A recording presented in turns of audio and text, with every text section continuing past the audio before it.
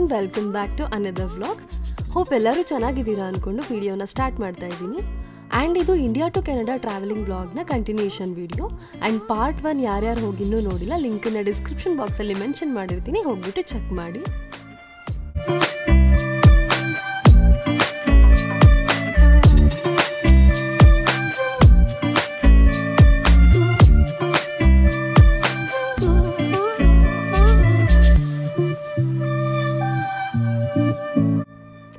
Crowd ಅವತ್ತು ತುಂಬಾ ಕಡಿಮೆ ಇದ್ದಿದ್ದರಿಂದ security checking and immigration check ನಂದು ಫಾಸ್ಟಾಗಿ ಆಗೋಯಿತು. ವಿತಿನ್ 20 ಮಿನಿಟ್ಸಲ್ಲಿ ನಂದು ಎಲ್ಲ ಚೆಕಿನ್ ಆಗಿ ನನ್ನ ಗೇಟ್ ಹತ್ರ ಹೋಗಿ ಕೂತಿದ್ದೆ. ಆ್ಯಂಡ್ ನನ್ನ ಗೇಟ್ ನಂಬರ್ ಬಂದುಬಿಟ್ಟು 39, ಬಟ್ ನಾನು 36 ಅಂದ್ಕೊಂಡು 36 ಗೇಟ್ ನಂಬರ್ ಹತ್ರ ಹೋಗಿಬಿಟ್ಟು almost half an hour wait ಮಾಡಿದ್ದೀನಿ. ಸೊ ಆಮೇಲೆ ನಾನು ಬೋರ್ಡಿಂಗ್ ಪಾಸ್ ನೋಡ್ಕೊಂಡಾಗ ಗೊತ್ತಾಯಿತು ನನ್ನ ಗೇಟ್ ನಂಬರ್ 39 ಅಂತ. ಸೊ ಆಮೇಲೆ ನಾನು ಗೇಟ್ ಹತ್ರ ಹೋಗ್ಬಿಟ್ಟು ಕೂತ್ಕೊಂಡಿದ್ದೆ. ಆಲ್ಮೋಸ್ಟ್ ನನಗೆ 2 hours ಟೈಮ್ ಸಿಕ್ತು. ಸೊ ಆ 2 hoursಲ್ಲಿ ಫೋನ್ ಚಾರ್ಜ್ ಮಾಡ್ಕೊತಾ ಇದ್ದೆ. ಚಾರ್ಜಿಂಗ್ ತುಂಬಾ ಇಂಪಾರ್ಟೆಂಟ್. ಸೊ ಅದಕ್ಕೆ ದೆನ್ ಫ್ಯಾಮಿಲಿ ಹತ್ರ ಎಲ್ಲ ಫೋನ್ ಮಾಡಿ ಮಾತಾಡ್ತಾ ಹಾಗೆ ಟೈಮ್ ಪಾಸ್ ಮಾಡಿದೆ. ಆ್ಯಂಡ್ ಫೈನಲಿ ಬೋರ್ಡಿಂಗ್ ಸ್ಟಾರ್ಟ್ ಆಗಿದೆ. ಸೊ ನನ್ನ ಫ್ಲೈಟ್ ಟೇಕ್ ಆಫ್ ಟೈಮ್ ಇದ್ದಿದ್ದು 8:50 ಅಷ್ಟೊತ್ತಿಗೆ, ಬಟ್ 8:15ಗೆ ಬೋರ್ಡಿಂಗ್ ಸ್ಟಾರ್ಟ್ ಆಗಿತ್ತು. ಸೊ ಫ್ಲೈಟ್ ಯಾವಾಗಲೂ ಟೇಕ್ ಆಫ್ ಆಗೋ half an hour to 45 minutes ಮುಂಚೆನೇ ಬೋರ್ಡಿಂಗ್ ಸ್ಟಾರ್ಟ್ ಆಗಿರುತ್ತೆ. ಯಾಕಂದರೆ ನಾವು ಪ್ಯಾಸೆಂಜರ್ಸ್ ತುಂಬ ಜನ ಇರ್ತೀವಿ, ಎಲ್ಲರೂ ಹೋಗ್ಬಿಟ್ಟು ಅವ್ರವ್ರ ಪ್ಲೇಸಲ್ಲಿ ಕೂರೋದಕ್ಕೆ ಟೈಮ್ ಬೇಕಾಗತ್ತೆ. ಆ್ಯಂಡ್ ನಾವೆಲ್ಲ ಸೀಟ್ ಬೆಲ್ಟ್ ಹಾಕಿದ್ದೀವ ಅಂತಲೂ ಕೂಡ ಬಂದುಬಿಟ್ಟು ಚೆಕ್ ಮಾಡ್ತಾರೆ. ದೆನ್ ಫ್ಲೈಟ್ ಎಲ್ಲಿ ನಿಂತಿರತ್ತಲ್ಲ ಅಲ್ಲಿಂದ ರನ್ವೇಗೆ ಹೋಗೋಕ್ಕೆ ಟೈಮ್ ಬೇಕಾಗುತ್ತೆ, ರನ್ವೇಲೇ ಟೇಕ್ ಆಫ್ ಆಗೋದು. ಸೊ ಇದಿಷ್ಟು ಪ್ರೊಸೀಜರ್ ಟೈಮ್ ತೊಗೊಳತ್ತಲ್ವ, ಸೊ ಅದಕ್ಕೆ ಅರ್ಲಿನೇ ಬೋರ್ಡಿಂಗ್ ಸ್ಟಾರ್ಟ್ ಮಾಡ್ತಾರೆ.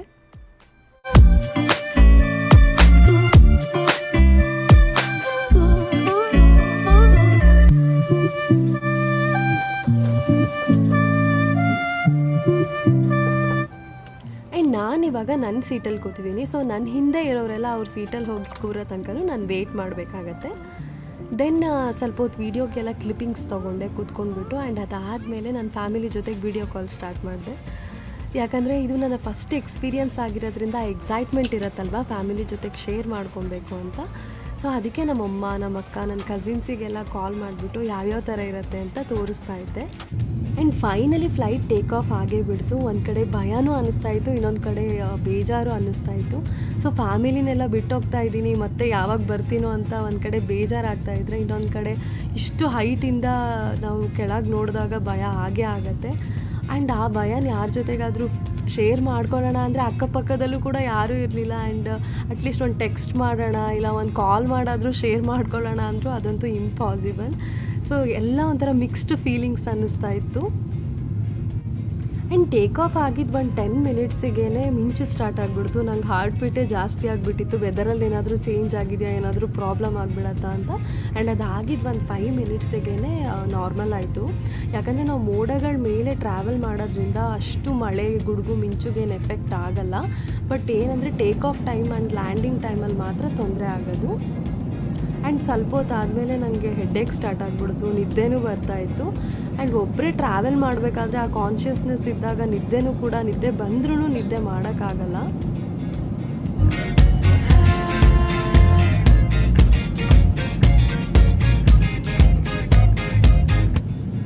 ನನಗಿಲ್ಲಿ ನೈಟ್ ಡಿನ್ನರ್ ಕೊಟ್ಟಿದ್ದಾರೆ. ಡಿನ್ನರಿಗೆ ಕಾರ್ನ್ ಸ್ಯಾಲೆಡ್ ಇತ್ತು, then jeera rice and paneer gravy ಇತ್ತು, ದೆನ್ ಪಿಕಲ್ ಕೂಡ ಕೊಟ್ಟಿದ್ದರು. ಪಿಕಲ್ ತುಂಬಾ ಚೆನ್ನಾಗಿತ್ತು. ದೆನ್ ಚಾಕ್ಲೇಟ್ ಕೊಟ್ಟಿದ್ದರು, ದೆನ್ ಮೌತ್ ಫ್ರೆಶ್ನರ್ ಕೊಟ್ಟಿದ್ದರು, ಆ್ಯಂಡ್ ಡೆಸರ್ಟ್ ಕೂಡ ಇತ್ತು. ಡೆಸರ್ಟ್ ಎವ್ರಿ ಮೀಲಲ್ಲೂ ಡೆಸರ್ಟ್ ಕೊಟ್ಟಿರ್ತಾರೆ, ತುಂಬಾ ಚೆನ್ನಾಗಿತ್ತು ಈ ಡೆಸರ್ಟ್. ದೆನ್ ರೋಸ್ಟೆಡ್ ಕ್ಯಾಶ್ಯೂ ಕೊಟ್ಟಿದ್ದರು, ದೆನ್ ಮಿಕ್ಸ್ಚರ್ ಇತ್ತು, ದೆನ್ ಬ್ರೆಡ್ ಆ್ಯಂಡ್ ಬಟರ್ ಕೂಡ ಕೊಟ್ಟಿದ್ದರು. ದೆನ್ ಸಾಫ್ಟ್ ಡ್ರಿಂಕ್ಸ್ ನಾವು ಯಾವುದಾದ್ರೂ ತೊಗೊಬೋದು. ಒಂದು ಸಾಫ್ಟ್ ಡ್ರಿಂಕ್ಸ್ ಆಪ್ಷನ್ ಅಂದರೆ ಮ್ಯಾಂಗೋ ಆಗಿರ್ಬೋದು, ಆರೆಂಜ್ ಆಗಿರ್ಬೋದು, ಕೋಕ್ ಆ್ಯಂಡ್ ಸ್ಪ್ರೈಟ್, ವೈನ್ ಕೂಡ ಇರುತ್ತೆ. ಸೊ ನಮ್ಗೆ ಏನು ಇಷ್ಟನೋ ನಾವು ಅದನ್ನು ತೊಗೊಳ್ಬೋದು. ಆ್ಯಂಡ್ ನಂಗೆ ಡಿನ್ನರ್ ಅಂತೂ ನಿಜವಾಗ್ಲೂ ತುಂಬಾ ಇಷ್ಟ ಆಯಿತು, ತುಂಬಾ ಚೆನ್ನಾಗಿತ್ತು.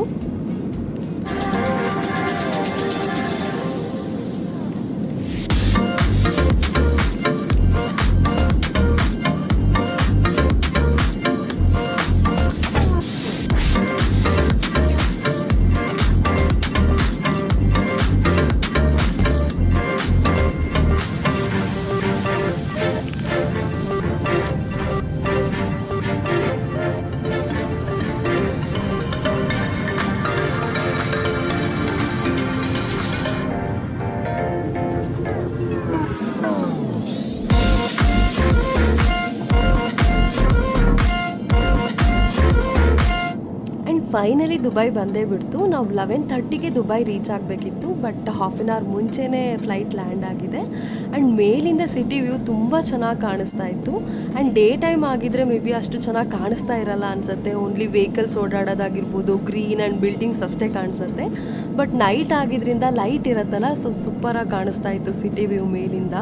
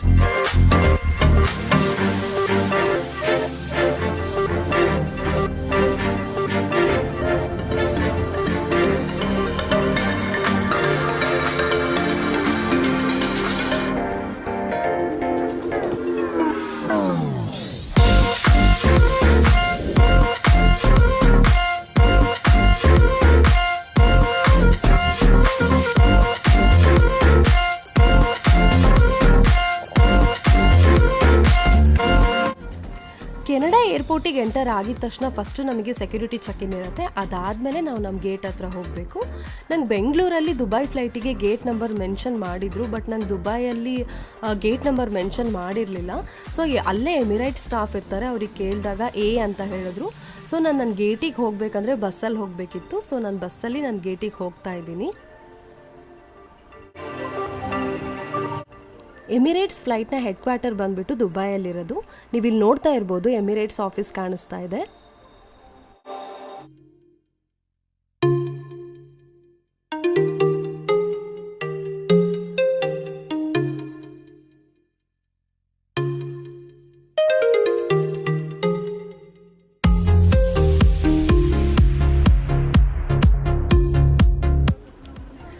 ಎ ಗೇಟ್ ಅಂತ ಅಂದರೆ ನಾನು A1 ಇರುತ್ತೆ ಅಂತ ಅಂದ್ಕೊಂಡಿದ್ದೆ, ಬಟ್ ಅಲ್ಲಿ ಹೋದ್ಮೇಲೆ ಗೊತ್ತಾಯಿತು A1ಇಂದ A25 ತನಕನೂ ಗೇಟ್ ನಂಬರ್ ಇತ್ತು. ಸೊ ನನಗೆ ನನ್ನ ಗೇಟ್ ಯಾವುದು ಅಂತ ಗೊತ್ತಿರಲಿಲ್ಲ. ಆ ಟೈಮಲ್ಲಿ ವರಿ ಆಗೋ ಅವಶ್ಯಕತೆ ಏನಿರಲ್ಲ, ಜಸ್ಟ್ ಅಲ್ಲೇ ಎಮಿರೇಟ್ ಸ್ಟಾಫ್ ಇರ್ತಾರೆ. ಸೊ ಅವ್ರಿಗೆ ಕೇಳಿದ್ರೆ ಅವರೇ ಹೇಳ್ತಾರೆ. ಸೊ ನಾನು ಹೋಗಿ ಕೇಳಿದಾಗ ನಂದು A11 ಅಂತ ಹೇಳಿದ್ರು. ಸೊ ನಾನು ಗೇಟ್ ಹತ್ರ ಹೋಗಿಬಿಟ್ಟು ನಾನೊಂದು 2 hours ವೆಯ್ಟ್ ಮಾಡಿದೆ ಅಷ್ಟೇ. ನನಗೆ ಟೋಟಲ್ 4 hours ಲೇ ಓವರ್ ಇದ್ದಿದ್ದು. ನಾನು ಸೆಕ್ಯೂರಿಟಿ ಚೆಕ್ಕಿನೆಲ್ಲ ಮುಗಿಸ್ಕೊಂಡು ನಾನು ಗೇಟ್ ಹತ್ರ ಬರೋ ಅಷ್ಟೊತ್ತಿಗೆ 1 hour ಆಗಿತ್ತು. ಸೊ ನನಗೆ ಬೋರ್ಡಿಂಗ್ ಪಾಸನ್ನು ಅಷ್ಟೇ 45 minutes ಮುಂಚೆನೇ ಸ್ಟಾರ್ಟ್ ಮಾಡೋದ್ರಿಂದ ನಾನೊಂದು 2 hours ಅಷ್ಟೇ ವೆಯ್ಟ್ ಮಾಡಿದ್ದು. ಆ್ಯಂಡ್ ನಂಗೆ ಆ 2 hours ನಂಗೆ ನಿದ್ದೆ ಬರಲಿಲ್ಲ, ಜಸ್ಟ್ ನಾನು ಕೂತ್ಕೊಂಡು ವೆಯ್ಟ್ ಮಾಡ್ತಾ ಇದ್ದೆ ಅಷ್ಟೇ.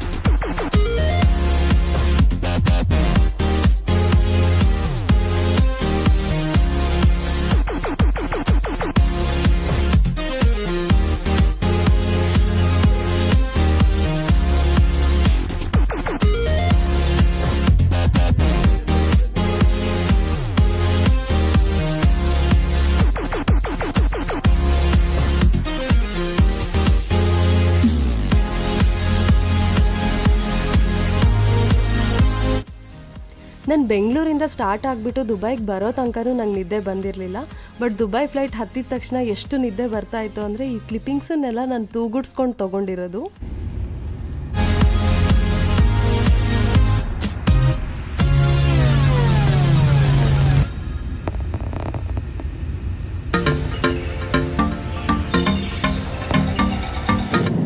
ಆ್ಯಂಡ್ ಇದು ನಮ್ಮ ಮುಂದೆ ಇರೋ ಸ್ಕ್ರೀನ್. ನಮ್ಮ ಫ್ಲೈಟ್ ವ್ಯೂನ ನಾವು ಈ ಸ್ಕ್ರೀನಲ್ಲಿ ನೋಡಬಹುದು.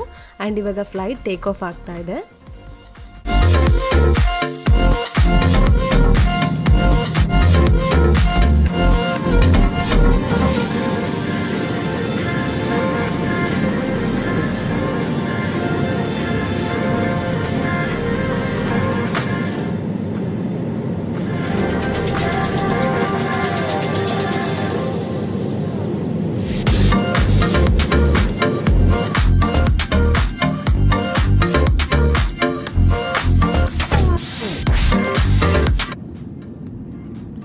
ಹೊತ್ತು ಮಲ್ಕೊಂಬಿಟ್ಟು ಎದ್ದು ವಿಂಡೋ ಓಪನ್ ಮಾಡಿದೆ, ಸ್ವಲ್ಪ ಬೆಳಕಾಗಿತ್ತು.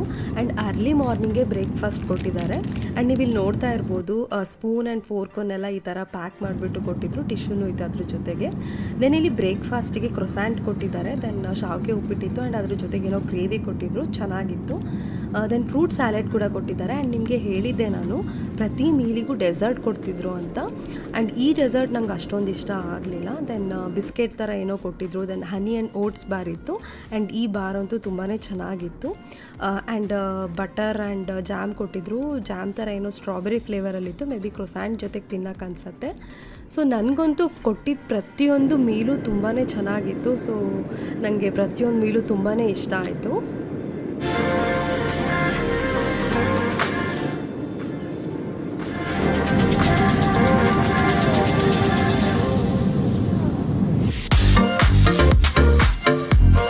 ಆ್ಯಂಡ್ ಇದು ನನ್ನ ಮುಂದೆ ಇರೋ ಸ್ಕ್ರೀನಲ್ಲಿ ಡಿಸ್ಪ್ಲೇ ಆಗ್ತಾ ಇರೋದು. ಸೊ ನಾವು ಅಟ್ ಪ್ರೆಸೆಂಟ್ ಎಲ್ಲಿ ಫ್ಲೈ ಮಾಡ್ತಾ ಇದ್ದೀವಿ ಆ್ಯಂಡ್ ನಮ್ಮ ಡೆಸ್ಟಿನೇಷನ್ ಎಲ್ಲಿದೆ ಅನ್ನೋದನ್ನು ಮ್ಯಾಪಲ್ಲಿ ಡಿಸ್ಪ್ಲೇ ಆಗ್ತಾ ಇದೆ. ಆ್ಯಂಡ್ ನಾವು ಇವಾಗ ಕರೆಂಟ್ ಪೊಸಿಷನಲ್ಲಿ ಟ್ರಾವೆಲ್ ಮಾಡ್ತಿದ್ದೀವಲ್ಲ, ಸೊ ಅಲ್ಲಿ ಟೈಮ್ ಎಷ್ಟು ಅನ್ನೋದನ್ನು ಕೂಡ ನಾವು ಚೆಕ್ ಮಾಡ್ಕೊಬಹುದು. ನಮಗೆ ಬೇಜಾರಾಗ್ತಾ ಇದೆ ಅಂದರೆ ಎಂಟರ್ಟೈನ್ಮೆಂಟಿಗೆ ಮೂವೀಸ್, ಸೀರೀಸ್, ಕಾರ್ಟೂನ್ಸ್, ಆ್ಯನಿಮೀಸ್ ಈ ಥರ ಡಿಫ್ರೆಂಟ್ ಲ್ಯಾಂಗ್ವೇಜಸ್ಸಲ್ಲಿರುತ್ತೆ. ಸೊ ನಮಗೆ ಯಾವ ಲ್ಯಾಂಗ್ವೇಜಸ್ ಬೇಕೋ ಆ ಲ್ಯಾಂಗ್ವೇಜಲ್ಲಿ ನೋಡಬಹುದು. ಈವನ್ ಕನ್ನಡದಲ್ಲೂ ಕೂಡ ಮೂವೀಸ್ ಇತ್ತು. ಲಾಂಗ್ ಜರ್ನಿ ಆಗಿರೋದ್ರಿಂದ ಸುಮ್ಮನೆ ಕೂತ್ಕೊಂಡು ಹೋಗೋಕ್ಕಾಗಲ್ಲ, ಆಲ್ಮೋಸ್ಟ್ 14 hours ಜರ್ನಿ. ಸೊ ಇದೆಲ್ಲ ಇರೋದ್ರಿಂದನೇ ಟೈಮ್ ಪಾಸ್ ಆಗುತ್ತೆ. ನನ್ನ ಈ ಜರ್ನಿಲಿ ನಾನು ಒಂದು ಮೂವೀಸ್ ಆಗಲಿ ಸೀರೀಸ್ ಆಗಲಿ ಏನೂ ನೋಡ್ತಾ ಇರಲಿಲ್ಲ. ಜಸ್ಟ್ ಬೇಜಾರಾದಾಗ ಎದ್ಬಿಟ್ಟು ವಾಕ್ ಮಾಡ್ತಾ ಇದ್ದೆ. ಯಾಕಂದರೆ ಬಾಡಿಲಿ ಬ್ಲಡ್ ಸರ್ಕ್ಯುಲೇಷನ್ ಇರಬೇಕು, ಒಂದು ಸುಮ್ಮನೆ ಕೂತಿದ್ರೆ ಕಾಲೆಲ್ಲ ಸ್ವೆಲ್ ಆಗುತ್ತೆ. ಸೊ ಅದಕ್ಕೆ ಬಾಡಿ ಮೂಮೆಂಟ್ ಇರಲಿ ಅಂತ ಎದ್ಬಿಟ್ಟು ಅವಾಗವಾಗ ವಾಕ್ ಮಾಡ್ತಾ ಇದ್ದೆ. ಆ್ಯಂಡ್ ಸ್ವಲ್ಪ ಹೊತ್ತು ಆದಮೇಲೆ ನನಗಿಲ್ಲಿ ಸ್ನ್ಯಾಕ್ಸ್ ಕೊಟ್ಟಿದ್ದಾರೆ, ಪಿಜ್ಜಾ. ದೆನ್ ಅದಾದಮೇಲೆ ಅದ್ರ ಜೊತೆಗೆ ಮ್ಯಾಂಗೋ ಜ್ಯೂಸ್ ತೊಗೊಂಡಿದ್ದೀನಿ.